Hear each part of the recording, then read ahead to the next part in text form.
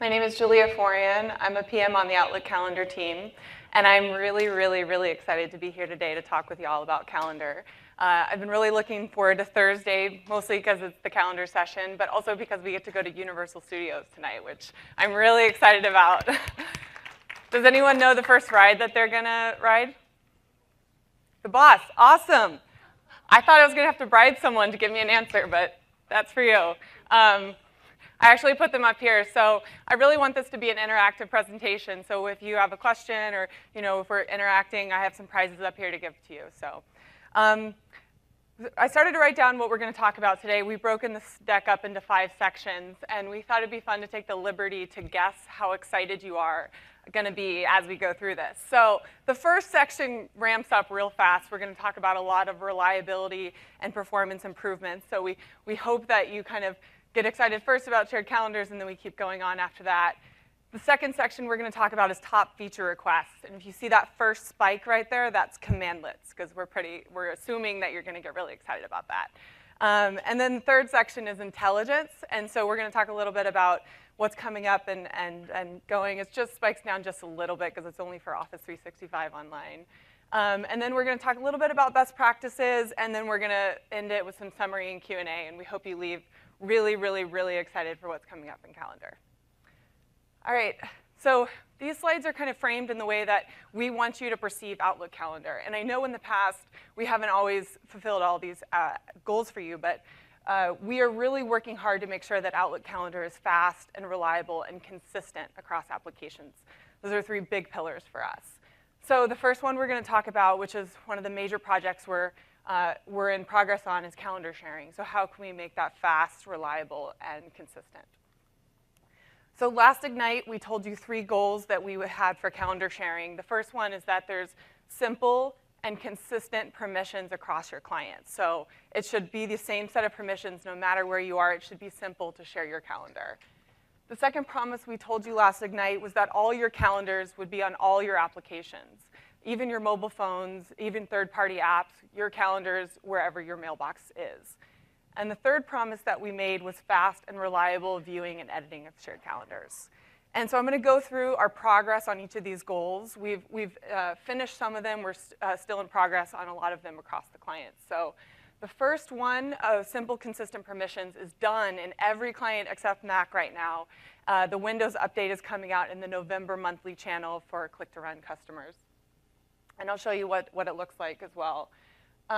So in desktop or Outlook on Windows, it used to have 5 buttons. I don't know if anyone remembers the 5 options in the ribbon to share your calendar, but only one of them actually really shared your calendar. So now you just have one simple share calendar button that lists out all the calendars that you can share in your account. So you don't have to have the calendar selected. You don't have to have it in view. And this matches what you see on all the other Outlook applications. The second thing is this dialog. Everyone probably is very familiar with it. The 11 simple predefined options for what permission level you want to grant someone. And so that's what it looked like today, and this is what it's going to look like when we roll out with that November update. Yeah! Woo! And I am really excited about that last bullet. Like, you can now share and set a delegate from within the calendar application. So it just is the same set of permissions on all your clients, and you can set them right here. This is what it looked like when you used to get a sharing invitation in Outlook on Windows or Outlook on Mac. It says, open this calendar, and we hear from users constantly, like, what does open mean? Did I actually accept it? How do I add it? This is just opening it. And I'd also like to call out the body of the email here. That's actually what it will look like newly. I didn't have a screenshot of the empty body that users would get, where it's just, you don't know who shared the calendar to you, you don't know what permission level you have. But with the new update, we now have an accept button. We now say who shared your calendars with you, what permission you have, and it's very nice and beautiful, we think, which matches what you see on the other Outlook clients. So I just want to show one screenshot of Windows and what probably Mac will look something similar to Windows, and what it looks like on the web. So you have the same set of permissions. And what's nice about this is that it's server-backed permissions. So in the future, we want to support read-write cross-tenant, and right now if you share cross-tenant, you'll only see 3 view options, but whenever we support that in the service, it just automatically rolls out in the client. So we're trying to move a lot of that logic into the service and out of the client. So we're really excited about having service-backed UI now in all of our clients. And sharing and accepting from mobile. So you can now easily from within the iOS or Android prod apps, you can go share your calendar, add a new person, add a delegate, whatever you want to do, and you can also accept a sharing invitation easily from within the app. So it's a native button, just like you're RSVPing to a meeting invite. So that's our progress on number 1. So the last remaining piece there is for us to finish the Mac work, and then we'll have simple and consistent permissions across clients. The next thing is that your shared calendar sync to all of your applications, including mobile apps and third-party apps. And so right now, we've just released this. Anytime you accept a new calendar, starting from last week, the calendar will sync to all of your mobile apps. Now, that's accepting a calendar. We had rolled out an update where opening your calendar would have the same behavior. We heard from y'all very quickly that, A, we didn't communicate that well enough, and B, not everyone wants that functionality. Open calendar, not everyone wants it to sync it to mobile. So we're kind of rethinking those plans, so stay tuned on aligning the accept and open, both the add calendar actions together. So I want to talk a little bit about how this works and how the shared calendars now sync to mobile, because it kind of sets us up for what happens in number 3, the fast and reliable permissions. So I know a lot of y'all know this, but I'm just going to kind of start it here so I have a base ground for explaining the changes. So you have a mailbox in the cloud. I should also mention quickly that these improvements only apply when a calendar is shared between 2 users in Exchange Online. So if you have your mailbox in the cloud, and you have calendars shared to you. So you actually had 2 types of quote, quote, calendars in your mailbox. You had true local folder calendars, and then you had these kind of hyperlinks that pointed to the owner of the calendar, the person who had shared the calendar to you. So it pointed to their mailbox. So that synced down to your Outlook on Windows, Outlook on Mac clients, Outlook on Web. And so when Outlook was connecting to your mailbox, there was one connection to your mailbox for those blue local folder calendars. And then when it was connecting to the owner's calendar mailbox as well. So you had another connection for every single shared calendar in your mailbox. And so that means that the clients were remotely reading and remotely writing from that shared calendar. And we know that there's multiple connections. It didn't always sync reliably, especially with remote calls and stuff. So that's how it worked today, or it used to work in the old model of shared calendars. In the new model of shared calendars, and also when you sync to mobile phones, they only understand those local folders. They don't support multiple connections. They can't sync shared calendars. So that's why you couldn't get it on your mobile phone today. So the reason we ask you to re-accept is because when you re-accept that calendar from a modern client, right now that's web, iOS, and Android, when you re-accept, we do 2 things. We create the linked calendar entry, but we also create a local folder that's a copy of the shared calendar mailbox. And that copy of the calendar is another calendar in your mailbox. So it looks and feels and smells just like your own calendars to a client. So when you're syncing via an older client like Outlook 2013 or currently Outlook 2016, you're going to be syncing via that remote connection. Nothing's changed for how it syncs that down.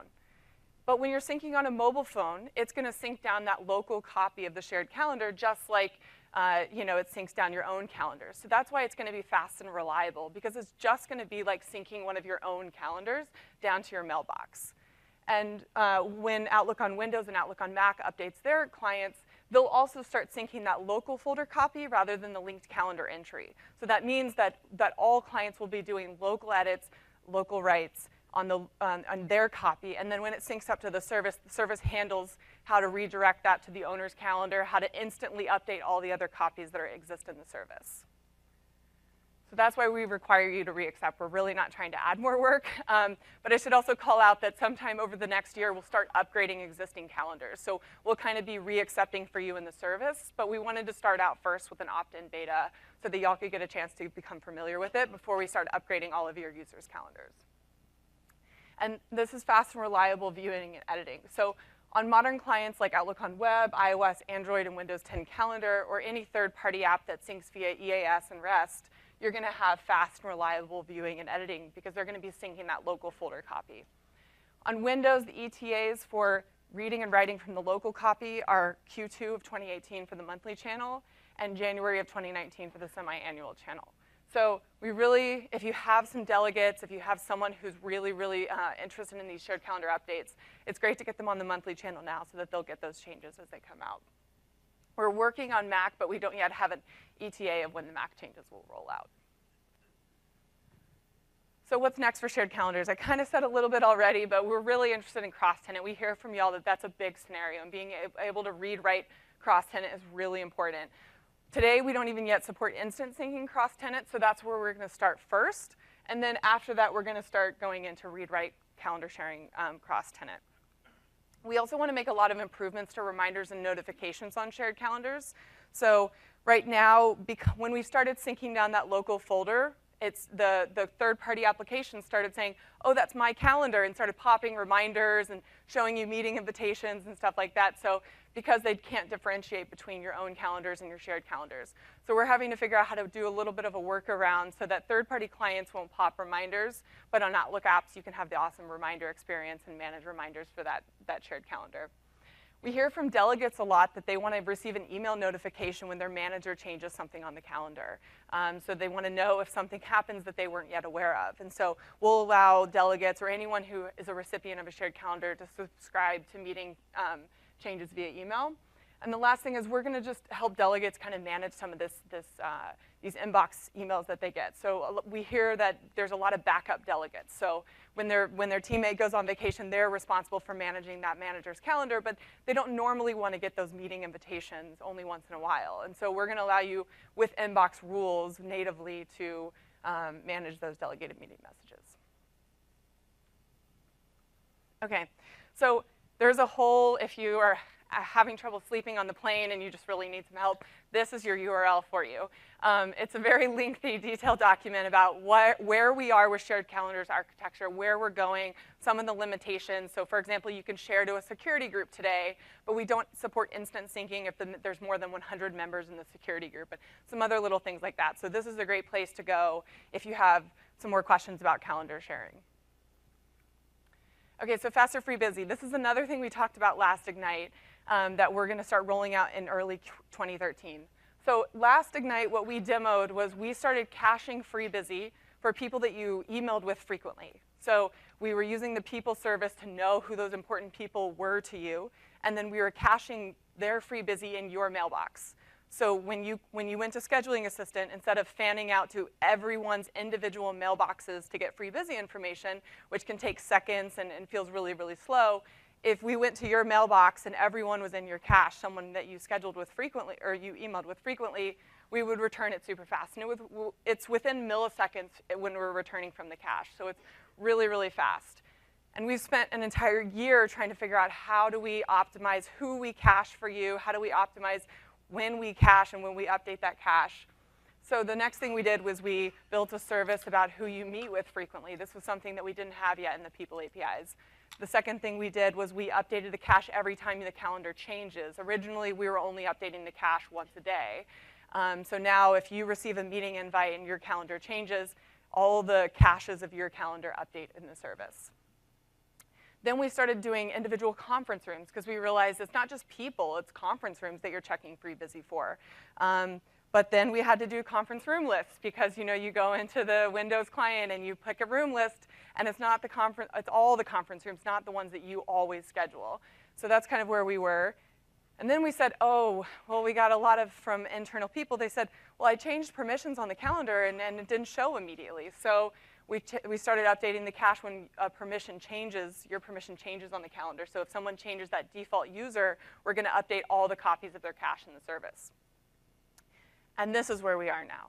So we're like, okay, we have the right scenario where we think that we have a high enough cache hit rate, but how do we scale this? Because we're changing caches every single time a meeting is sent in our service. So you can imagine the number and the volume of changes that we're having to optimize here. So we're just trying to scale the system today, and we think we have a really good plan to release this in early 2018 for faster free busy. But we're not gonna stop there. We have a goal of 3 out of 4 free busy requests are served fully from the cache, and the cache results always come back within 500 milliseconds. So those are our 2 goals. So even when we release in 2018, we're not done yet, kind of like calendar sharing. We're gonna start rolling out updates as soon as we can, but we're gonna keep going until we hit these goals here. So large meeting support. This is coming out in next quarter, so I'll kind of explain the scenario. Whose company has all hands that you send out? Yeah. And how many times have you told the person sending the all hands, don't request responses? You shouldn't do that. Yes, yeah. This is kind of in the theme of like Outlook clients allow users to trip themselves up. We have a set of best practices, but our users aren't reading like our KB articles. Our real users aren't. I mean, y'all are awesome, but the other people who are sending out these town halls aren't, right? So you'll see us start to try to follow in the client what we say out as our best practices. So this is the company picnic instead of the all hands, but you send it to 1 DL. And what that actually means is it's only 1 recipient on that item. So it's the 1 DL. And then someone responds, and they get added to the 2 line. And then another few people, and then another few people, and then more. And then I took a long time to make these fake screenshots, by the way. So I hope you appreciate them. But yeah, so then the person's like, okay, I know where the company picnic's gonna be. I'm ready to update the location. Oh, man. Okay, now they get this error. And they're like, I don't know what happened. I sent it to the 1,000 people the first time. Like, what changed? They don't understand. But what happened was every single time someone was added to they responded, they're also added to the 2 line because we were storing the recipients and the responses in the same property. So that was the issue. That's why every single time someone responds, they get added to the 2 line. So I can't believe it's taken us this long to do it, but all we did was split out the properties. So now, yeah, woo! So we keep recipient list details. We have legacy clients that are still expecting that to be populated for most of your meetings, but we also started creating a new property that we're gonna move clients to called attendee list details, and that's where we're gonna end up storing responses. So what does this mean for users? So as long as you're scheduling a meeting with less than 400 people to respond, nothing changes for you on your clients. But once we see more than 400 recipients on a meeting, because the maximum is 500 in Exchange Online, we basically stop tracking them in the recipients list property. We say, hey, after 400, we're gonna stop adding them because we'd rather you have a slightly less accurate attendee count if you're actually looking than being unable to edit your meeting. So we stop at 400 because we still want someone who's been forwarded the meeting. If you want to add someone later, we want to add them to the 2 line. And then in attendee list details, we'll track up to 2,000 attendees. And I don't show it on the slide, but we're also getting summary counts, so we can tell you accepted 2,000, tentative 85, you know, and we'll update the Outlook clients to show the summary counts as well as the individual responses. So if it's a meeting with more than 2,000 responses, we'll just be showing you the summary counts per person. So this is only, oh, yes, question. Okay, yeah, so Andy's, he just wants a charger, I think.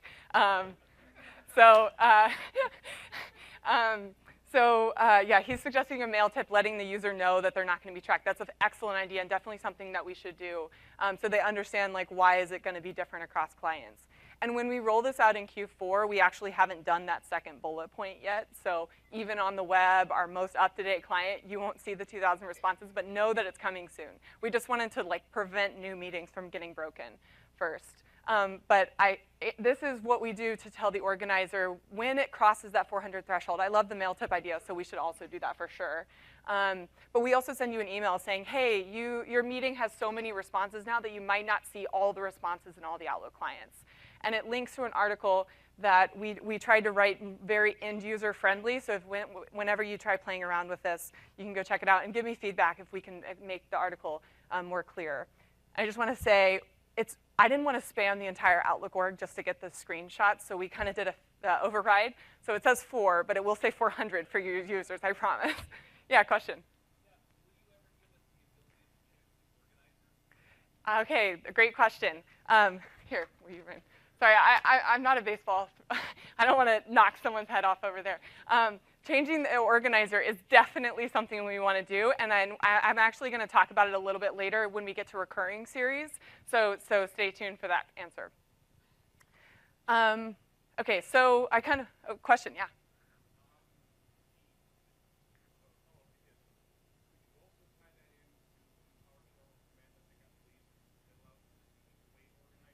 Yes, so the question was about the new commandlet, which is that spike in excitement that we're going to have later, and that's actually when I'm going to talk about it, so it's awesome. You read my mind. Well done. So get out of here. Okay, so aligning Outlook to match best practices is kind of what I said earlier. Like, our clients should match what we tell you to do, right? So here's another simple change that we should have done years ago based on y'all's feedback, is that we've changed the default for recurring series to be an end by date rather than no end date. So that's coming out in the, yeah, I know, right? There's so many things we should have done so long ago. It's coming out in the October channel monthly update to change that series. Nothing changes if you have that GPO policy set to disable no end date. It's still disabled, it's just in a different order on that list here. And we've tried to pick smart defaults, so we've tried to say daily series are shorter. If it's a monthly series, we give you a slightly longer end date, and we tried to be smart about that. We've added a lot of telemetry to understand when users are creating monthly series, what end date they normally set. So we might be adjusting those defaults based on how we see users using this, but we will always keep the default end by date on Outlook clients. Yeah?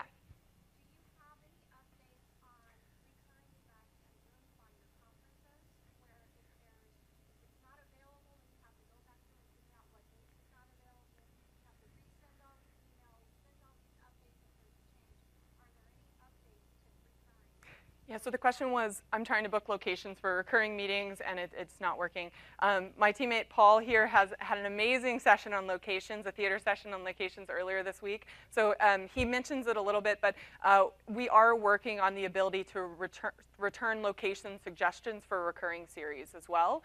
And then the second piece of your question, I think, is that when you do get an accept on a series and a few instances have declined, the users don't see that, and then you have, a cat fight outside the conference room and, don't know what's happening. But yeah, what we're gonna try to do in that case as well, once we can understand the locations that you prefer, we'll try to rebook a room for those instances for you instead of just saying a room has declined. So those are things we're working on.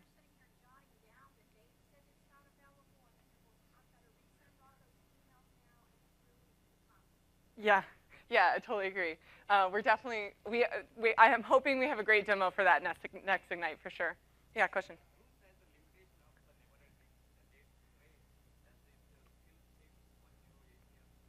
Well, so the question was about the no end date for recurring when you're booking a no end date series with a conference room.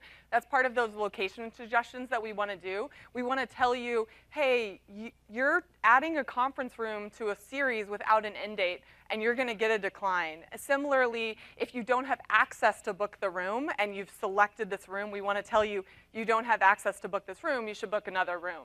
So all of that type down locations where it's service-powered suggestions, we hope to get all of those scenarios. And Paul did some great demos on what the location suggestions will look like. Yeah, question?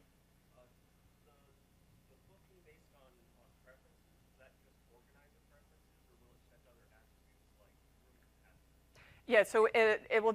So the question was about what attributes it will check, just where you book and stuff like that. It will have more things like capacity. It will also know with those specific people, this is the room you normally pick and stuff like that. So definitely for all, watch his location suggestions because he did a fantastic job on that. Yeah, yeah.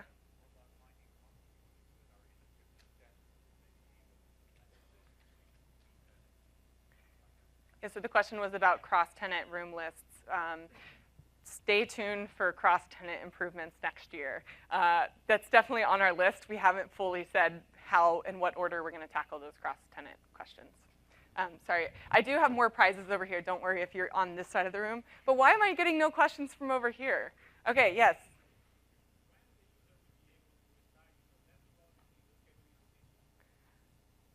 Oh, the left bar in the scheduling assistant. Yes, yes, that is one of those also things we should have done a really, really, really long time ago. And I hope that we will get to that as part of that whole locations update in the Windows client. Okay, yeah, one last question, and then we're going to move on. Yeah.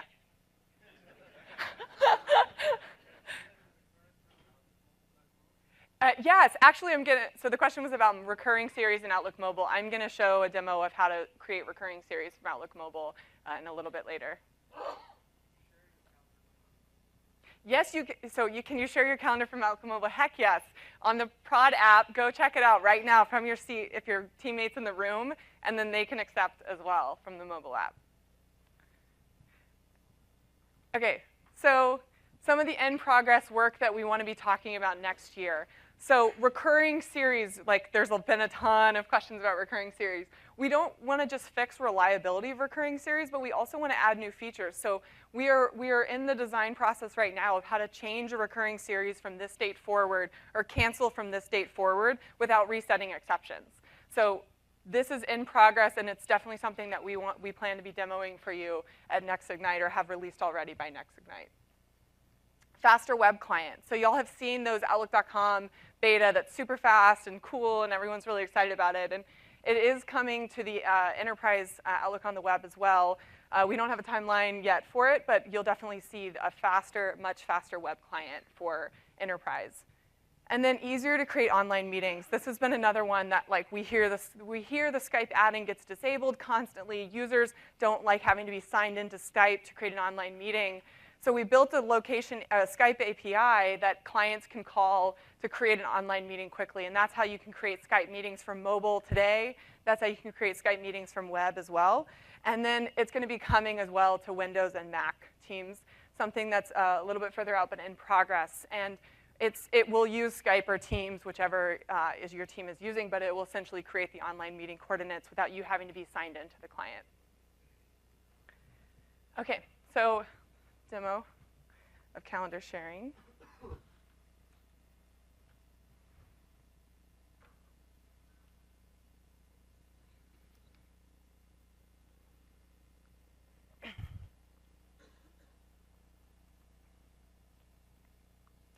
Okay, so this is the Windows client here that you can see, and now you can share your calendar. This is working. So Enrico is going to share his calendar to a teammate here. Let's say Christy, and then Alan. And the other cool thing that I want to show you is that you can now have multiple people in here, and let's say you're sharing to another person. You can type into this well. You used to not be able to type into this well. You could only select from the address book when you were sharing from the Windows client. So you can share it to anyone that you want to. That's actually not my email, so I won't share to that person. Because I wonder who Enrico is. But you can edit the calendar. You can mark it as delegate. So I'll just kind of grant Alan edit access and then click apply. And then email is sent to Alan.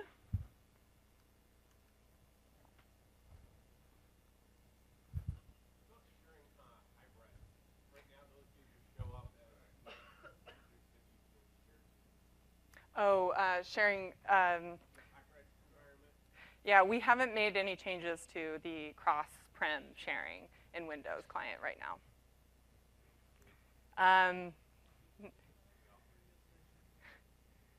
Oh, Vasil has the answer.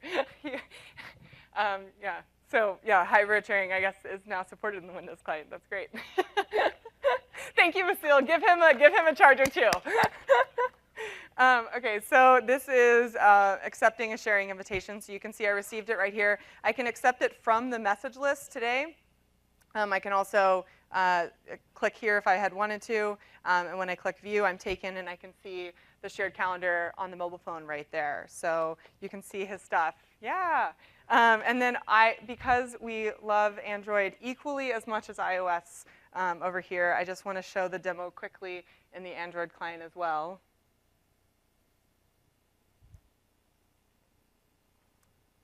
So these are the prod apps that I'm showing you this demo on. So you can see now I have the ability to accept a shared calendar. And this is the Outlook on Windows client that sent this. And I can accept it from here. And then I can view the shared calendar. And you see Enrico is, I see his calendar, and I see his appointments immediately after accepting on the mobile phone. So, yeah, question? If he doesn't click, so the question is, what happens if you share your calendar but they don't accept it? It's the same as, you're granting them permission. So if, for example, Alan didn't accept the invite, when Alan goes to view Free Busy, he will see whatever permission Enrico granted him. So accepting only adds the calendar to your calendar list. It has nothing to do with how permissions are granted or retrieved when you're querying Free Busy. Yeah. Pardon me? Temporary sharing? Okay. Yes, I have. We have something kind of exciting to show you in the intelligence section about scheduling like a temporary piece of your calendar for that. Okay.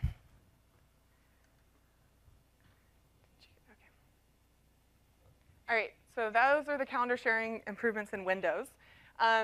So the other thing we want to say is we are listening to your feedback. And yesterday in the Outlook session, JJ talked a lot about how we really are starting to prioritize user voice, which is a place where you can go suggest features, upvote existing features. We're also popping surveys randomly to customers to say, how was your experience? What could we have improved better? We read all the DCRs, I promise you, that you file with us. So one of the things we're going to show you later is a 10-year-old feature request we've just finished here. So I said we're listening. I didn't say how long it would take us to get to it. But just kidding. No, really, we are listening, and we're changing it because anytime I go to a client team, so I work in the service mostly, which is why I didn't know the answer to your question, but I'm so glad Vasile was here, that we work in the service, and if I go to a client team and I say, hey, we have to do this, we really have to do it, the first question they ask me is it on user voice? And then they're like, and then I have to get the link out and show them the stuff, and like, we really are prioritizing it, so please put your stuff in user voice, because we can use that. So this is for y'all, like, you know, a little song. This one goes out to you, admins. Remove calendar events. So we had heard for a long time that y'all wanted the ability to cancel meetings when someone leaves the organization, especially if they had those recurring series set up. So we released this commandlet for all Exchange Online users, and it will be coming to the E19 update as well. But you can basically give it the organizer. You can, if you want to specify a window, if someone's going on a temporary leave or something like that, you can cancel all events starting on a given date for a range or all future events. And so to that question earlier about change organizer, so we don't support that in the service today because we'd actually done a ton of security work to prevent meeting hijacks. So we did all of this work and basically locked ourselves out of being able to do the change organizer feature. When we released this, that was the first thing we heard from everyone asking, hey, I just want to change the organizer for some of these meetings. So when we support the ability to cancel a recurring series from this date forward, that will allow us to also do change organizer. Because what we'll do is we'll cancel it from that date forward and then send a new meeting invite from that new organizer that you've specified. So we're not having to kind of get around any security loopholes, but we'll just be able to send a new meeting invite. So you'll see that feature light up after our recurring series is updated, and we'll also update this commandlet for that as well.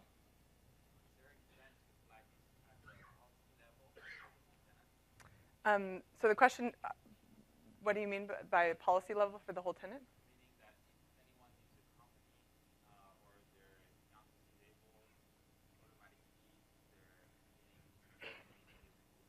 We didn't do that because deleting or canceling meetings kind of automatically is a very scary thing, and we want you to be in full control of it. So our best recommendation there is that if you want this to happen when another action happens, definitely put it into your existing scripts and stuff like that to use this commandlet.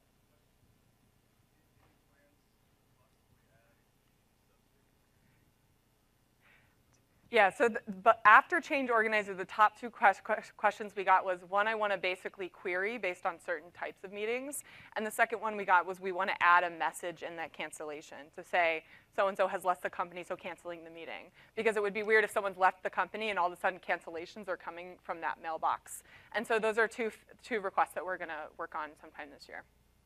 Yeah.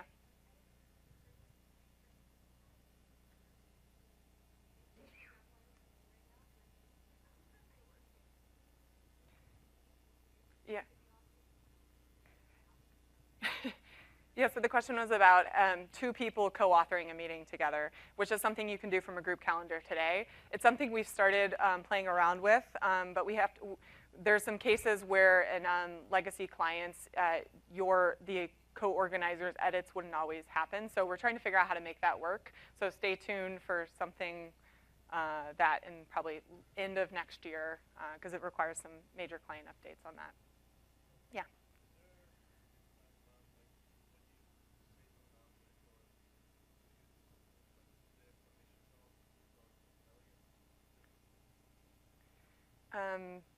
So like a lot of times what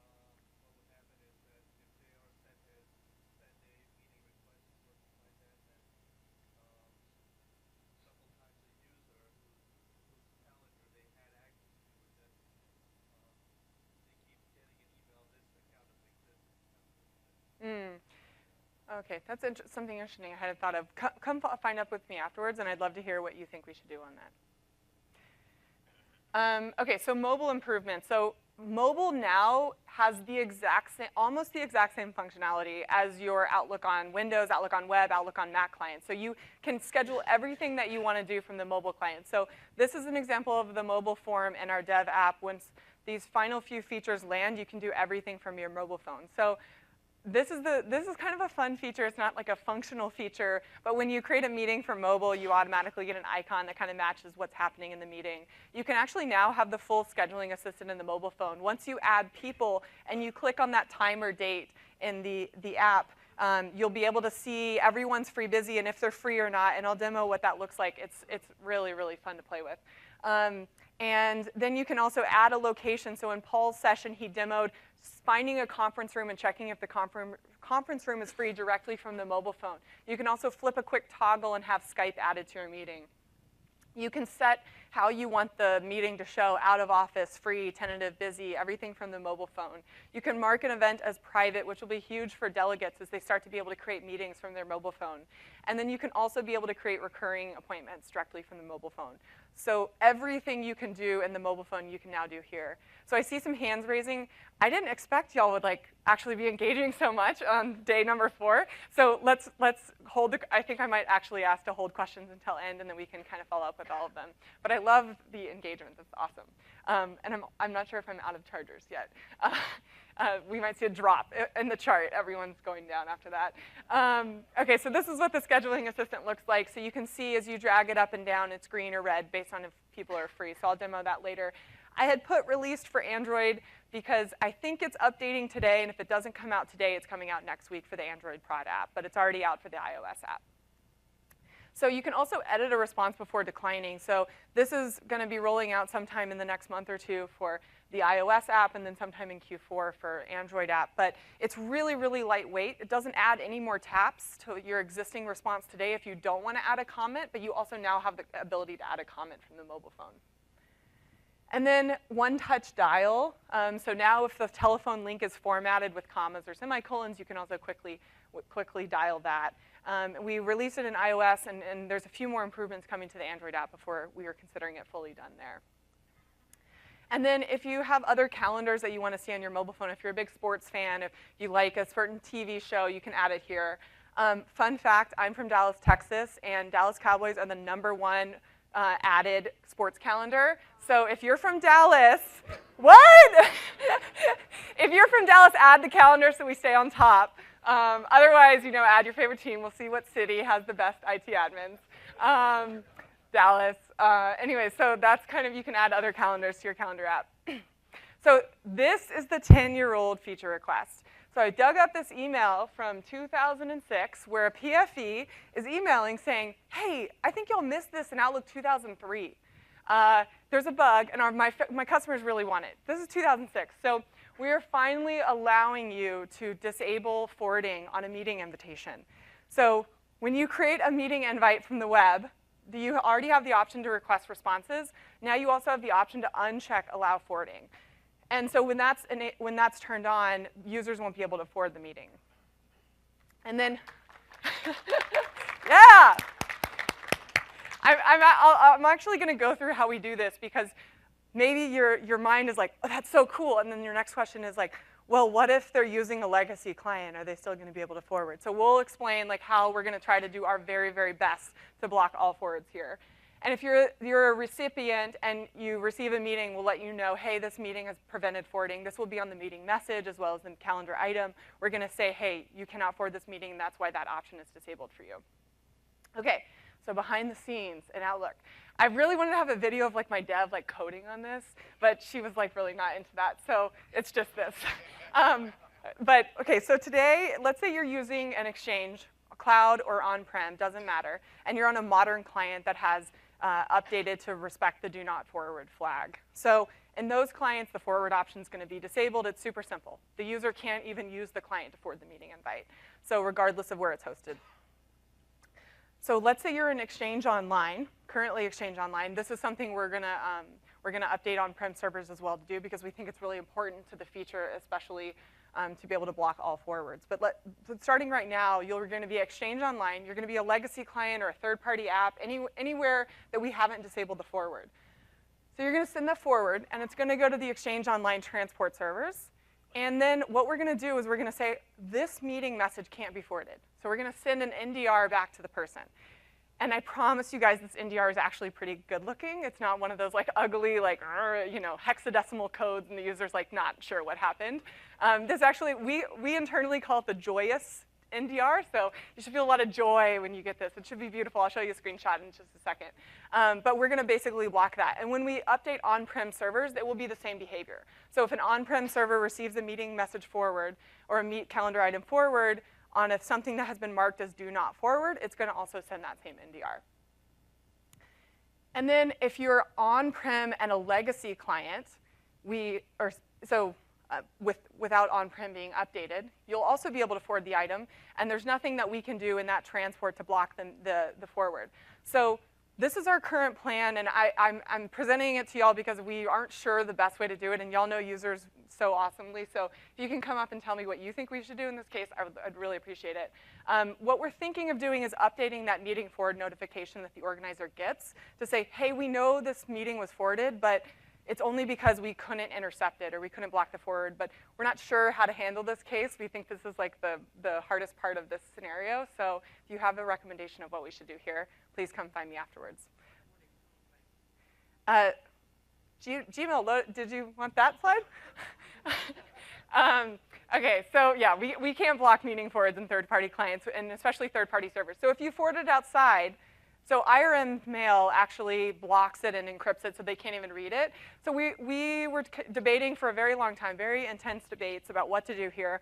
And so we said we're going to start more leniently. We're going to actually allow the meeting to be forwarded to, like, if you send it to a Gmail app, they'll be able to see it and they'll be able to forward it. The organizer doesn't get an MFN, as you already know from those clients, so they won't even know it's been forwarded. That's where we're going to start. If you have other feedback on that, I would really love to hear that as well, if you think that we should do something there. So some other improvements that we've been working on. One thing that y'all asked for, kind of related to that co-organizing request, is can I at least just see who else is coming to the meeting? You know, is my manager coming? Do I need to dress a little nicer? Or everyone's on holiday and you're like, are we still having that team meeting? Did everyone decline? So this is rolling out now. The Windows client is the one that's coming out in Q4 to show that, and we're fixing one more bug with recurring series before we officially announce this feature being released, but it's on all the Outlook clients. Yes, it does include Outlook for Mac.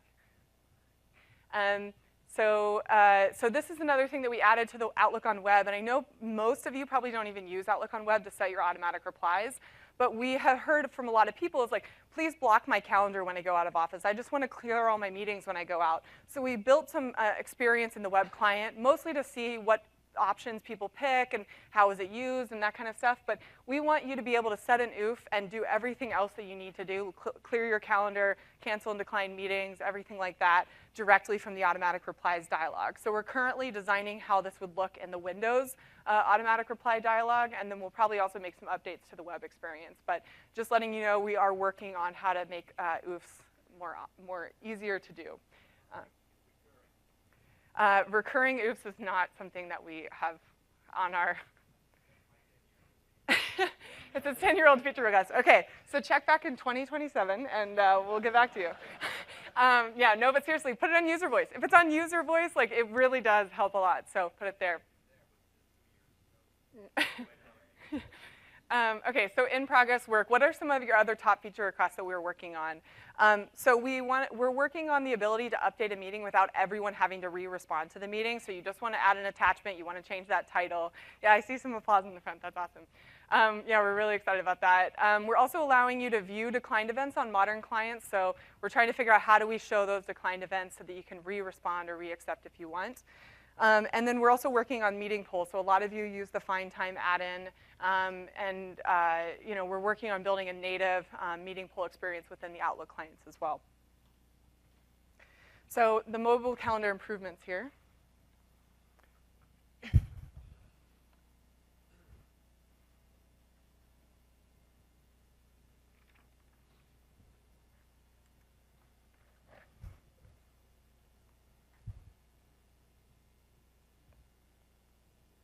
Okay. So this is, I'm going to switch to I'm going to start with the Android Prod app to show you if you want to go add your Dallas Cowboys calendar, this is how you would do it. You just come in here and click sports, and then you could find it here easily from the Android calendar app. No, because they're the best. So do not give that guy a charger right there, please. And then if you want to connect more apps, I just click Connect More Apps, and then you have a whole list of things up here. This was one of the last sunrise features that we hadn't yet brought to the Outlook apps, so if you have those kind of things, you can add them quickly here. Also, you can respond to recurring series here, so we have this weekly team meeting here, so I can open it up, and then I can RSVP. And when I RSVP, I have the option to say this event or all ones in the series. So I can, as an organizer, that's the same experience. If I click edit on a recurring series, you have that same experience everywhere. Now I'm going to switch over to the beta app to show you the scheduling assistant here.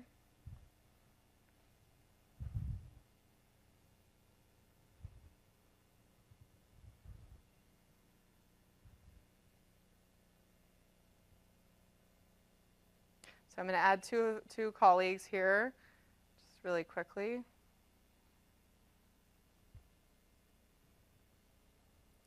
And then you can see the time spinner, and then it says, oh, everyone's free. So if I had already picked the time, I wouldn't even have to go into the scheduling assistant. I could just see that right there. But if I want to change the time, I can just tap in here. And this is like really my favorite part. So you kind of drag it down. Let me go to, oh, sorry. I wanted to choose Friday where I have some appointments. So if I start dragging it down, hold on, it's still fetching the, pretty busy here. Do you see the Wi-Fi going? Okay, so if I start dragging it down, do you see how it goes red? Like I haven't even lifted it up, but I can drag it, and you see those people changing at the bottom. If you have like 5 people on a meeting, it's really, really awesome. And the other thing is if I tap to the date view, it doesn't show it here yet, but we'll show you dates quickly. So if you're trying to look farther in the future, we'll kind of give you a color coding of which dates would be good. But it's super easy to do from the Android app here.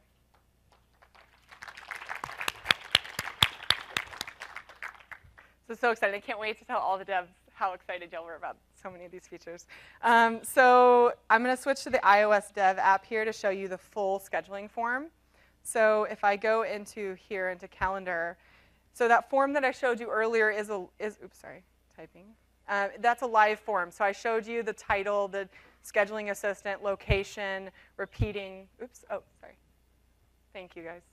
Someone should have shouted louder. So up here in my calendar world. So then you see the alerts, show as, and private. So you can quickly make it private. You can change the show as to tentative. You can make it a repeating series, daily, weekly, monthly. You have, do you want to do it on which day or the same week every month? So you have like all the same options for all of these settings on your mobile phone, just like you have in the Outlook client. So you can make it a Skype meeting pretty easily. One nice thing that Paul demoed in his location suggestion that I'll just point out here is I just made it a Skype meeting, but there's no Skype coordinates in the meeting body. So one thing that with that Skype API that I talked about earlier, the nice thing about that is we won't add the coordinates until after you send the meeting. So if you ever like typed a really nice description and then you click add Skype and Skype's like, I'm going to take over your description, and then it pushes it down and puts it itself right there. So we're going to add the coordinates when you send the meeting invite, so you have your full description well. And then you can use the scheduling assistant here. This is just with myself, but it's the same thing here. It's not green or red because it's just me, but so that's kind of the mobile improvements there. And then the other thing that I wanted to show you here was responding. So previously, I used to be able to respond, and then it would pop up from the bottom there, and then I would just tap accept. So if I used to have that flow, I'd still click RSVP and I still click accept without adding any more taps. But if I want to say something, I could say, could we do next week? And then I just hit decline, and then it's RSVP'd. So I can quickly decline a meeting and explain why I'm declining the meeting, or accepting and asking for Skype to be added, anything I want to do quickly from the mobile phone.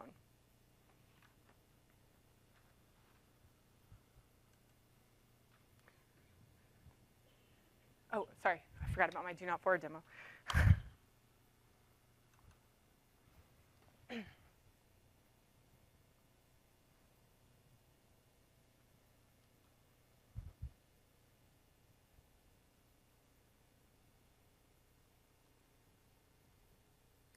Okay, so I had created this super secret meeting here that I said, please do not forward. And you used to, everyone would put it in the title, and then maybe you would create a transport rule to do something with that if people tried to forward it, try to get really fancy. But now you just have this. I had unchecked request responses when I wanted to send the meeting. And then if I try to view the meeting message here, so we're still working a little bit on making sure we have a consistent disabling of the forward button. So here you'll see it's grayed out. Here, if I do Shift F to try to forward, I get an error. If I try to, this one should be grayed out, but if I click it, I'll still get that same error. So we'll make it consistent, I promise, before we ship it. But you can see that's on the meeting message here. Then if I go to the calendar item, right now there's no forward option. It's been totally removed just for maximum fun visual differences, but it will be consistent before we ship it. It will be disabled. But if you open the calendar item and you click it here, we've tried to disable every single forward option. This one will eventually be grayed out, but right now it gives you the error. So we are detecting do not forward items, and we are blocking them when we see them. Yeah, question? Yeah, so there's actually not, it's not dependent on, the question was about IRM. Do you have to have IRM disabled or enabled, and do you have to use templates? It's not part of IRM, it's just a property on the meeting message and on the calendar item, because IRM was the reason that we hadn't done it for 10 years, because the way that calendar series are expanded. So it's just a property on the series or the one-off meeting. And then I'll switch back to the deck to show you the joyous NDR here. So this is what it looks like. So we say that the meeting organizer has disabled it. When I was showing it to a customer earlier this week, someone said, hey, can you actually tell me the title of the meeting in the NDR as well? So we heard that. We'll definitely fix that and add that in so it's a little more clear as well. And if you have other feedback, we'd love to hear it. But this is what someone will see if they're on a legacy client and forward a meeting. Okay, so another thing we want Outlook to be is helpful and intelligent. So I said fast, reliable, and consistent, which is basically like the system works as I expect. And then the top feature request was the system helps me be productive. And then our kind of thing here is that with helpful intelligence, the system does it for you in some cases. So, or tries to be smarter so that you don't have to do all of the thinking.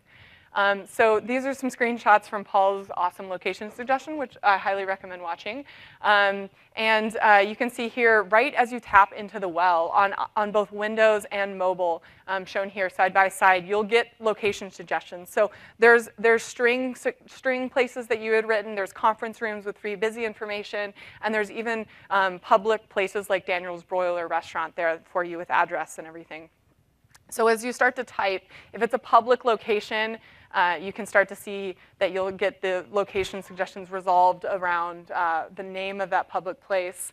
Or if you type a conference room, it will filter down to that conference room as well and give you free busy for the conference room. And then if you wanted to type a room list, if you started trying to find a room list, you would be able to find it there as well. And if you click on a room list, you also see the available rooms in that room list as well. So you can kind of, depending on how you want to find that conference room, it will be there. And like, we'll start supporting recurring series in the future. Right now, it's only for one-off meetings, but you'll see us start improving this service-backed API without the clients having to make any changes as we improve the service.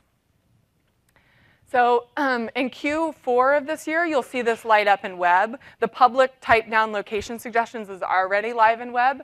Then in Q1, you'll see Windows, iOS, and Mac release this type-down location suggestions and the monthly channel for Windows. And sometime in Q2 plus, the semi-annual channel and the Android client will have these same location suggestions. So that's our timeline for when they'll start rolling out. And if I have any more raffle prizes, I wanted to see if has anyone attended the location suggestions earlier this week and went and added a rich location from web to their client? Oh man, okay. Oh, I was like, y'all are a very honest bunch here. I expected everyone to be like, yeah, I did. Okay, so anyway, so the other location intelligence improvement that we're doing is time to leave notifications. So if you add a location with an address, reminders, historically have been kind of dumb. If you tell it 15 minutes, that's when it's going to remind you in 15 minutes. But now we're going to try to say, hey, I think that's a little further away than 15 minutes, and we're going to try to tell you it's time to leave. And what I think is amazing about this, I mostly take public transit because I like driving in the city, and you can actually choose if you want to be reminded based on public transit directions or by car directions, or I think even walking directions. Just those two, sorry. I got a little carried away. But yeah, so public transit or car, which is like really exciting, and then it will kind of tell you that it's time to leave. And we know a lot of people put in just kind of like a string, like my gym, my home, my friend's house, that monthly potluck you get together, and it's just kind of there. Well, Cortana will start inferring where a location is. If you've granted access to this, it's an opt-in experience for the inferred locations experience. But after enough times, it will learn where your gym is, and then it will try to give you time to leave notifications to that place as well. And if it gets it wrong, it's okay, because if you start to see it's not that gym, I go to this other gym, and you can always edit the location in there if you want to, or clear it out. It's very simple to do, which I really have enjoyed seeing. These are a lot of FAQs we get. I thought I'd do this rather than waiting on y'all to ask on a lot of these. So it's going to be available if you use Outlook for mobile, Outlook.com, O365, and most Gmail accounts. If you have a normal event reminder as well, we'll still show you both, because we don't want to not show you something if you had explicitly set that time. So we'll still show you both, but we're kind of considering what to do there. This will be available at the end of Q4 2017, and there's not an opt-in beta right now, but if you have any more questions about time to leave notifications, Paul is one of the experts up here, so definitely find him afterwards about location stuff. Another area that we've been working on, so back to this question about, hey, I'm at Ignite, and I want to share my week of time with some other people at Ignite, and let us book meetings together. So has anyone seen the bookings product that was released for small businesses earlier this year? Yeah, a few hands. Oh, yeah, Alan, marketing. I think he's seen it. So basically what bookings is you can actually create a set of services, and you can create a bookings calendar. So I think where I could see ITs, especially large enterprises like y'all selves using it, is let's say you have an IT desk and you have people that want to come book time with you to look at a computer, or you have a recruiter who wants to publish a calendar for people to to find a time to meet with them or something like that. So there's a lot of scenarios here that you could let's say you have a shared resource in the company and you allow people to book that shared resource together. So you just create a bookings calendar and some services that they could request. Then you publish the scheduling page, and it's just a web page, so you can embed it in a site, or you can have it at its own URL, however you want. But it's self-service booking, so users can go view that page, pick a available time on the calendar, and then schedule time with you. And then they can also choose who to schedule with, or just anyone of the staff that are listed here. So I think there's just a lot of really cool things that IT admins enterprises can do with this. So you can do it internally or externally. If you have like a customer that's always trying to book time with you, you can use this as well. And so you'll see this, this coming out to E3 and E5 SKUs disabled by default in Q4 of this year. And you can enable it per user, whoever you want to have access to bookings here. And to your question earlier, sorry, I don't know your name, but to your question earlier about how do I schedule with other people at Ignite, one kind of thing that we're seeing as the evolution of this is the personal bookings page. So you can say, my two services are you can have a 30-minute chat with me or an hour-long chat with me, or a 15-minute, you can create whatever kind of things that you want to allow people to do, and then they can find time on your calendar. And so we're exploring how do we create a temporary bookings page for you to publish for just a week or something like that with other people. Okay, so the final thing is another thing that I'm sure y'all have all seen before, especially as you booked flights and hotels for this conference, but these are these events from emails where we kind of look in the email and we help add events automatically to your calendar. And so this is an example of what it looks like in the web client. So we now support 6 types of events on the calendar. Flights, hotels, rental cars, and packages are what we talked about last Ignite, but dining and events are 2 new things from last Ignite. What's changed in the travel and packages vertical is we've expanded it to more languages since last Ignite. So you see us now supporting French and German and Spanish, Italian, Mexico and Brazil. Locales are coming soon. For dining, we just released support for OpenTable.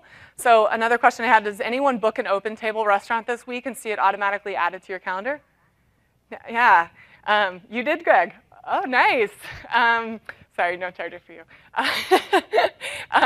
And then we also support Eventbrite now for events. So if you book that concert ticket or you're going to that professional meetup, you'll also have that automatically added to your calendar. And we're going to keep expanding languages, keep expanding verticals for these as well. I forgot to also mention that first one, flights, packages, and travel, is available on every Outlook client. So that native experience where you see kind of the information pop to the top is every Outlook client. And these are just web and mobile right now. So I'm going to show you some videos for the location suggestions demo.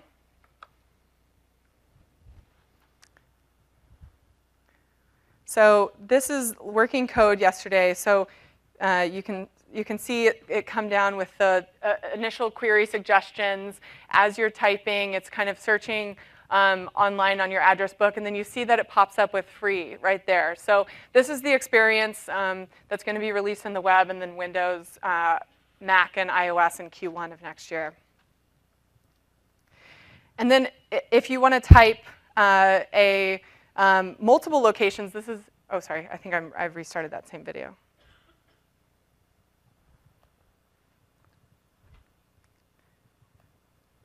So one thing that y'all probably know is that the location string in that meeting, or the location field, used to be just a plain string field. So people would have to actually type in the names if they wanted to format it a different way, or if they had multiple locations that they wanted to add. But we've changed the location well as part of these updates to be a true rich recipient well, just like your attendees well, where you can add multiple people.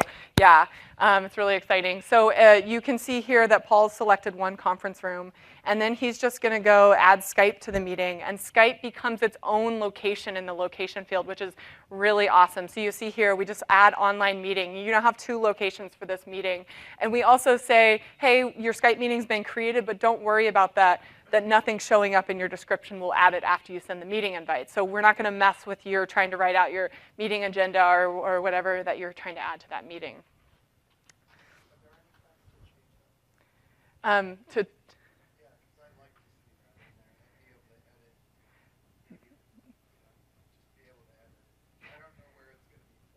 Yeah. Okay, so great question, Jeff. So he's basically saying, can I actually disable that to add the coordinates back in the meeting body? I want to ask you afterwards what you edit in the meeting body. If we could automatically do that for you, we'd love to do that as well. But we don't have any plans to disable it right now with the new API.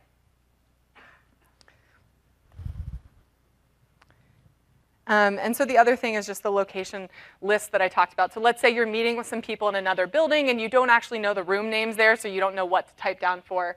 Sorry, press play. So you can actually go pick another room list. You can see everything there, and then you can choose another building. And then once you select it, you see it immediately defaults to available rooms, but it also allows you to see all the rooms in the building if you want a particular room to see that. And you can see that it shows that it's free there. And you add it, and you now have 3 locations in that location as well. Mm-hmm. Yeah, so the question was about what if I don't have access to book a room? So that's part of the service improvements that we want to make. So we want to know if you have access to book this room, we wouldn't return that room in the room list. We would also, if you were creating a no end date recurring series and this room has a room policy, we would want to let you know that. So we're trying to give you better suggestions. So that's one of the improvements that we make. It's not going to be there in the Q4 release though, but it's something that we're working on. I'm not exactly sure on timing, but we really hope to have a lot of this stuff continuously rolling out over the next couple of quarters. Okay, so the last thing is this is kind of just a plug because y'all are so important to Outlook Calendar. I know you give all your users a lot of awesome training and you set them up for success, and first I want to say thank you for all your hard work on everything you do for your users. And as the frontline person, we also really just want to encourage you to ask your users to give us feedback. You give us feedback all the time, and I would love even more feedback from y'all, but also encourage those users to go to user voice and vote for the features they want. And y'all should also go and submit in-app support tickets and stuff like that. So if we aren't aware of an issue, then we can't fix it. And so if you're not submitting, if an in-app support ticket doesn't get created, it's harder for us to know about an issue and fix it. And I really hope that like user voice votes, we just have thousands and thousands next year at Ignite. And also, a lot of account managers should be giving you a monthly survey that comes back to us. And we actually see all of that verbatim. We see every response. It gets sent out every single month. And so please, please, please take that survey if you have the chance. And if you aren't getting it, come find me afterwards, and we should make sure that you're getting a monthly survey that you can give me and the rest of the Outlook team all verbatim feedback about what we should be fixing.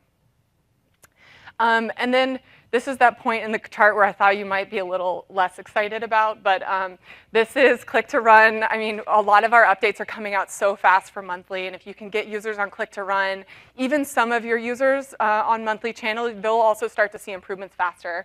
And then use Outlook mobile apps if you can, because we just see a lot better experience, bugs fixed a lot faster in the Outlook for mobile apps.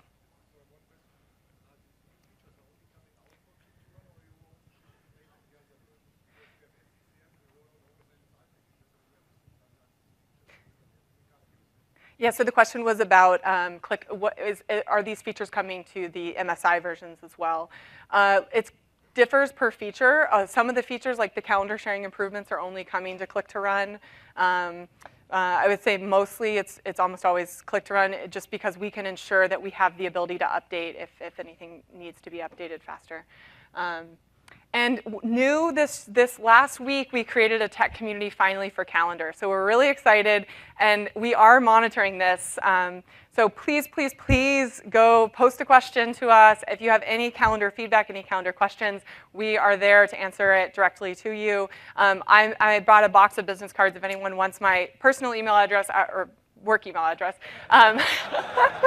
Sorry, only work. I'll work. But yeah, if you want it, and you can email me, like I would love to have one-on-one conversations with all of you. Just sometimes it's like something you ask, I want everyone else to know too. So if it's something specific to your configuration, email me. If it's something general, please post on this calendar community site so we can answer your questions more broadly. Okay. So that's it. Very quick summary before we move on to Q&A. I just want to reiterate that our priorities are quality, consistency, top requests, and intelligence. So you'll see us start to finally do a lot of things that we've been saying we'll do for a long time, and I promise you we're working really hard on that. So just want to reiterate what we're working on, some of the best setups we also talked about, and to give us feedback, because it's super, super, super critical for us to know what your issues are. And with that, I will open it up to Q&A. Yeah, go. Two questions on the ability to add the business meeting. Is that only for the landscape for business, or is that also compatible for on-prem? It's just for cloud right now. I don't know if we have any plans to bring it to on-prem, but if you come give me your business card afterwards, I'll make sure to give you a definitive answer on that. And the second question related to that is that frequently I'll receive a message for a meeting request to have the phone number straight. I want it, when I click to dial that, I don't want the phone to dial it. I want Skype Business Client to dial that. Mm. Way We don't have that today, but that's sorry. Actually, if you have a question, come up to the mic, because I sometimes forget to repeat the question. So the question was like, if you have a telephone link and you want it to dial from Skype rather than your phone app, we don't have that yet, but definitely an awesome feature request that I will write down. And please go put it on user voice so we get a lot of votes for it as well. Yeah. And if you asked, sorry, really quickly, if you asked a question and you didn't get a charger, oh, wait, also before you leave, sorry, I forgot to ask one more thing. If you want to come give feedback, I'm old school and I made paper printouts as well. There's like a little quiz on here if you want to give us some feedback. So there's paper up here, and if you ask a question, come grab a charger. And one last thing is that please give us feedback on what we talked about here. Was it too technical, not technical enough? How do you want us to change and improve? Because that's also part of the feedback loop that we really would like you to do. Yeah, go ahead. Thank you. Do you have any roadmap information to share about the find time add-in replacement? Yes, the find time add-in replacement. Yeah, so Paul is the expert and knows everything. I'm going to kind of give you a quick summary, which is that it's no longer available for download. Existing users won't be able to use it starting sometime in October. We are building a native experience in the web app in Q4, and you'll expect us to see building native experiences across the other apps over the next couple of quarters. All right, thank you. Mm-hmm. Yes. Hey, how's it going? Thanks Hey. for the session today. Appreciate it. So we have a kind of unique environment where we have a lot of calendar delegation, and the managers don't really care to issue the delegation or take any steps to do that. So our IT staff winds up going into the profile, granting delegation on behalf of that manager. Mm-hmm. What is the easiest way to do that? Now, I saw the wizard earlier, but that's still the manager going in and setting that delegation. Is there like, can we run a script? Yeah. So there's a set calendar permission commandlet that you can use. The issue with the commandlet today is that it doesn't send a sharing invitation. And if delegates want to upgrade to the new model, they need that email invite to actually click accept from web, iOS, or Android. In the next month or two, you'll see us update that commandlet to add a flag to say send sharing invitation as well. And then that will send an email. But if you just want to grant permissions, then that's the best way to do it. Okay. If you drop me your business card and write commandlet sharing permissions, I'll send you an email when it comes out. For sure, thank you. Yeah, thanks. Yeah. For time to leave, can you give us the option to say, I'm going to drive or I'm going to take transit? Because I have Cortana on my phone and she's the same for everything. Everything is transit. And when I'm driving, that's really, it's like you have to leave 3 hours before the meeting. And given that you're setting up the calendar with so many details already, just have a feel for picking it. Yeah, you'll be able to say driving or transit for the calendar, but you won't be able to say it for individual meetings. It really needs to be individual meetings. It would be really annoying otherwise. Okay, we'll take that back and put it, I think there's a user voice entry for the time to leave stuff, or if not, please create that. Also, on the Office 365 click to run Outlook, feedback in Outlook no longer lets you send a bug. It just says vote for suggestions on user voice. It no longer has the bug. All of the other Office 365 click to runs have the smiley face and the frowny face. The Outlook client 2016 doesn't have that anymore. Is that deliberate? Yeah, because I think the Windows client moved it to a different location, and it's now file support, and from that place you can now submit the in-app support bug. Yeah, thank you. Hi. Hi. We have a lot of Mac users in our environment, and it's growing. One of the concerns they've always had is a feature parity between Outlook for OS X and everything else. I'm hearing a suspicious lack of mention of the OS X version of Outlook. Is this a gap that's being opened up with all these features now being released? No, almost everything. I think everything you saw today will be coming to Mac too. We're never going to have like parity feature for feature in Mac. You know, like Windows has that increase font size and color it differently based on the sender. That's not, for example, going to come to Mac. But all of these major features are coming: calendar sharing, type down location suggestions, Macs in Q1 for that. Every major feature that we work on now is also coming to Mac. Okay, thank you. Yeah, thanks. So sorry, I didn't see you down there. Hey. That's right. Right now, we're doing more or less kind of like an administrative calendar that we're pushing out through AWS APIs to all of the employees on the back end. When you're showing like the new feature for adding in like the sports calendars, is there a way to do that to push more or less, here's pre-populated 2 or 3 more enterprise calendars? No, we hadn't yet allowed admins to create their own interesting calendars. But that's really a really interesting feature that we hadn't. The answer is no, but that's a very interesting thing to think about. Okay, thanks. Yeah. Sorry, I'm gonna go one. Yeah. Hi. Hi. Do you have any plans in the roadmap for like a stop time? So like we have some Skype devices like phones that do a little alert with like 1 or 2 minutes to go before the meeting is over. Do you have something like that for very meeting-heavy organizations coming up? No, we don't have any kind of like end meeting reminders or anything like that. Not right now. Thank you. Hi. Last one for the interesting calendars, corporate issued. Yeah. Use case, think about it as corporate holiday calendars that you can publish and have it on everyone's calendar to register. Yeah. So actually, I didn't put this in the slide deck, but there is a commandlet that we released recently. So we allow you in transport rules to mark a mailbox as like a certain kind of designated sender. Did anyone see that that update? Yeah, I probably should have put it, given that it's a commandlet in the deck, I'm sorry. But you can now designate a mailbox so that every meeting sent by this mailbox is automatically accepted and placed on users' calendars without users seeing any kind of meeting invite. So the idea is that if you have something that you want everyone to be at, like the holiday calendar or something like that, you could actually push those as meetings to everyone. The issue right now is that everyone's on the meeting list, so it doesn't fully fulfill that scenario yet, but you can do that with transport rules. We're kind of going down that path of, that's why I found his question so interesting, is we need a way to do that for sure. Got it. The question I actually had was meetings originating from Teams. So if you use new team meeting, you are still the organizer of that meeting, right? Mm-hmm. Are you going to apply the do not forward and all those policies on meetings that are originating from the Teams client and not Outlook? Yeah, you wouldn't be able to mark it as do not forward probably from the Teams client right now, but if you, all the other, like, they are using the same APIs as we are, so they should eventually be able to support that if they choose to add those options into the Teams client.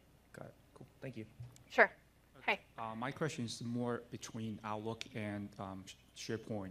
Okay. So I know there is some connection. The question actually came from the corporate admin state. Normally, will manage many calendars. So I know Outlook can only do the horizontal. It cannot do the vertical. So if once they add it, kind of managing more than 10 calendars, it will be hard for them to put everything in one screen. So ideally, 2 companies that work now, we convert that to SharePoint. So give you a one page rather than horizontal, but you can scroll down. So is there any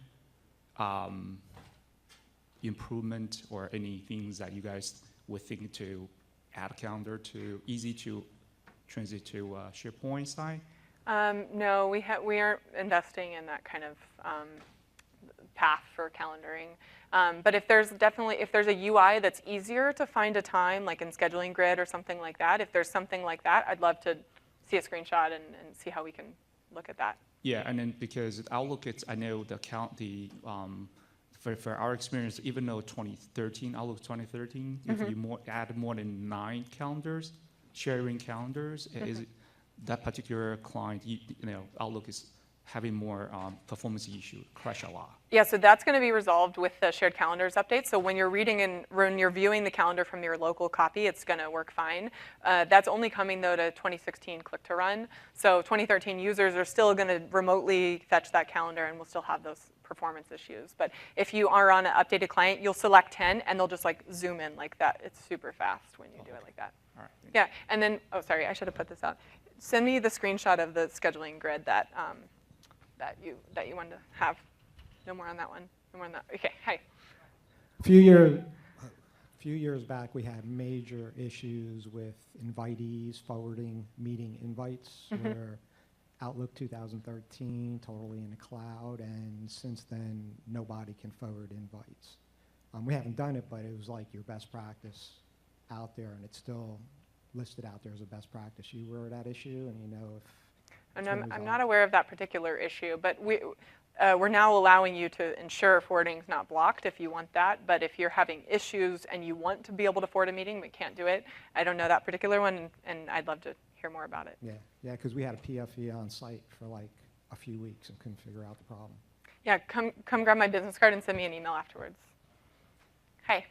Hey, my question is around accessing other calendars from the mobile app. Yeah. Is there what is the roadmap to open maybe an equipment or a room mailbox when the user doesn't really get a sharing invite from it? They just have like permissions, or they maybe have this full access permissions from the Exchange Online standpoint. Is there going to be this open any calendar from address book, kind of like you have in the Outlook client? That is exactly why we released that open calendar update, and we thought, oh, it will be amazing for resource mailboxes or shared mailboxes where you already have permission and you just want to like re-add it, basically. And we turned that off, but we are planning on re-enabling it. Our current thinking is that if you've been granted explicit calendar permissions to this mailbox, so you're not accessing it via the default user permissions, but you're accessing it like you are a resource delegate or something like that. How about this like full access permissions within Exchange Online, same thing? Same thing. Effectively, you've been granted individual permissions to this calendar resource, which could be inherited by a full access or on the folder level itself. And when you open that calendar, it will upgrade to the new model. And we'll release that sometime in Q4 for things like the resource Are there mailboxes. any and stuff. screenshots that you have available of what that will look like? Well, in Windows, it will be just the same thing like in Windows and Windows and Web, where you say open calendar from address book or from directory, and you'd go find it, and then you just add it, and then in the service, we'd automatically upgrade it so that it syncs to your mobile phone. Yeah. Hey. So we had an issue where the organization had executives that had delegates. Okay. The executives would receive meeting requests from external sources, particularly Gmail in this case. The delegate would receive the meeting request, but instead of showing the executive's calendar in her view, it showed her calendar. And if she accepted, which she thought she was accepting for the executive, it would throw it on her calendar. He would never receive it. He would never see it. We opened a case, basically it got closed because they had no idea why. Is that something that rings a bell with you?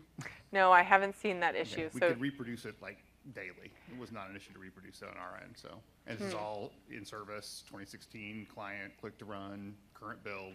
So she's the delegate responding to the manager's meeting message, and She it's thought, but it really gets thrown on her calendar, even though she's not on the invitee list. It still got thrown on her calendar, not his. Yeah, if you grab my card, again, send me your case number, and now you've piqued my curiosity. I have not heard about it, but we should make sure, especially on that click-to-run client. Yeah. Hey. Hi. So as we're trying to transition to Outlook on mobile and away from the native experience on iOS, and it may seem minor, but some of the feedback we're getting is a 5-day view versus a 3-day view on iPhones. Is that something that's available? I know it's available on larger displays like iPad, but... So I'm looking at Alan. Alan, is there any timeline or ETA for more than 3-day view in mobile apps?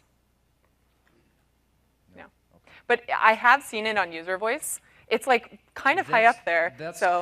I would just check go before I mentioned upvote it. It's actually shown as completed, and I think it's shown as completed because it's available in the larger displays. Yeah. So smaller displays. Correct. Yeah. It's not something we're actively working on right now. Okay. It's not that we're saying no. All right. I'll get a fresh one out there. Yeah. Thank you. That's what I love to hear. Hi. Hi. In Outlook, when you go to set up a delegate, you can set to allow the delegate to view private items. Though in Exchange Online, and when the mailbox is in Exchange Online, that setting is not honored. So if a meeting's sent and someone's marked it private, the delegate can't see it. You know if there's any plans to make that work the way it's supposed to work? Oh, okay. So what you're saying is the delegate has private item access, and someone creates a meeting that they've marked as private, Right. and they don't get the meeting message, but they can see the calendar item? They don't. They see the calendar item if the managers accepted the meeting, or they see that something has shown up that I think maybe shows tentative on the calendar. but the delegate's not getting the invitation, the delegate can't accept it. Basically, the delegate's not able to manage that meeting because someone else has marked it private, even though they supposedly think that they have private access. Yeah, I know. I've seen this before because when we were working on the new model, we saw that delegates weren't getting meeting messages, which was the behavior today, but they could still see that tentatively added calendar item and respond to that, but they don't know that it was added. Right. Definitely, it's on our top list of things that we want to make improvements on. We were just trying to get to parity by last week. So yes. Because that wasn't an issue when we were on Exchange on-prem. That worked the way we expected it to, but yeah. It's not in the cloud. No, definitely this is something that we saw, and yeah, I know exactly what you're talking about, and we've already investigated a little bit how to do it. Expect that to happen in the next few months, I would say. One other comment that was being made about editing the Skype information that's added. Yeah. A use case for us, we'd like to edit it in general, just to put our own help links in there. You know, if we want to create our own, links to internal, training website, versus relying on Microsoft's, that would be a great use case for us. Okay. Yeah, that's awesome. If you if you add that to user voice, that would be awesome. And I'll also let the team know that someone asked for that as well. Yeah, thank you. Do you have a question in there? Okay. Yeah. So I'm running Exchange on-prem.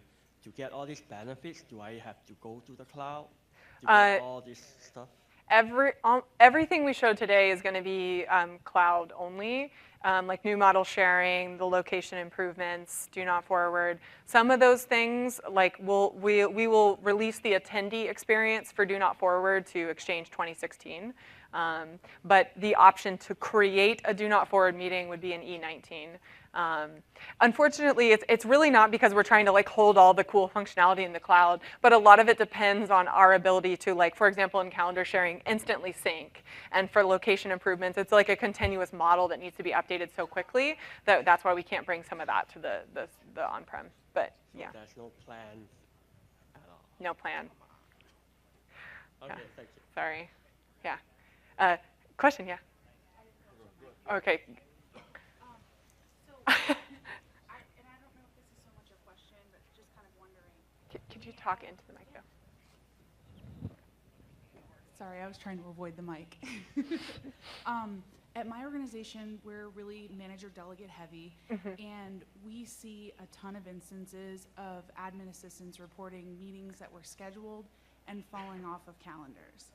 Lots of I really couldn't give you real specific examples because it's kind of a constant flow of flaky behavior. And so we went as far as to have a PFE on site. Actually, your 10-year feature request, James. Oh yeah, he's your PFE. Yeah. So he came on site and he spent the week with me, and we went over best practices. We sat with the admin assistants 9 to 5 that day, made sure that everything was operating under the best possible circumstances.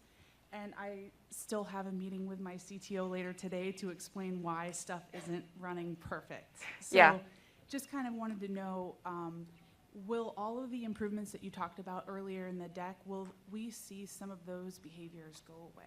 Absolutely, absolutely. You never see your own meetings getting lost. That's the level of reliability that you have when the clients are syncing via that local folder. Okay. Because the clients think it's their own calendar, and they're going to keep retrying if anything happens. It's going to sync up to the service, and the service really manages everything here. So there's no point of client failure, connection failure. That's one of the reasons that the client is making changes. They're having to rewrite their entire calendar stack to be able to take advantage of this, and that's why it's so important for them. So I'm super excited to hear all that. And one of the best practices that we told our PC techs to do was to minimize the number of things that were mapped to the calendar to, I guess, lower the number of connections to hopefully help with that. Yeah. And one other question I had, does this change with things occurring locally? Does this change like, will it cause any issues with OSTs getting larger, and should we take that into consideration? No, that's actually one of the benefits of the new sharing model because it's a local copy in your mailbox. When you accept, we're actually not syncing the entire calendar. We're syncing from 1 year ago, and then we're going to allow admins to run a commandlet if they want syncing from longer. But we're going to start out with 1 year from 1 year ago accept, and then it's going to grow a little bit. But it allows us to eventually say, you as the IT admin never want delegates to have more than a 2-year window in their local copy or something like that, because the clients are just going to sync down now what they're told. We can manage, like that's kind of where we see this going longer term. Yeah. Thank you. It was a great session. Oh, awesome. Yeah. Thanks. Hey, my story is very similar to hers. We actually went through exactly the same thing. Is it possible, maybe a really forward request, but could we get like a beta build of these copies to be able to like start testing this ourselves? I hear that a lot. If you grab my business card, once we're trying to figure out how many customers we're going to allow into kind of an early Windows beta. But yeah, go grab my business card over there and send me an email and let me know you'd like to join that. Yeah, I think we're running out of time. I just want to make sure I'm not building. Okay, so was there one more question? Oh yeah, hi. I stepped out, so I apologize if this question was already asked. But looking at this, I was excited because I finally see a way to move from those shared calendars inside the public folders. Yeah. So, but with that being said, do some of these updates still apply to what's in the public folders, or is this just separate outside of that? The new sharing improvements apply to resource mailboxes, user mailboxes, or shared mailboxes. So as long as you're in one of those mailbox types, then improvements will apply there, but it's not for public folders. Okay, thank you. Awesome. Yeah, sure. Okay, thank you guys so much for coming.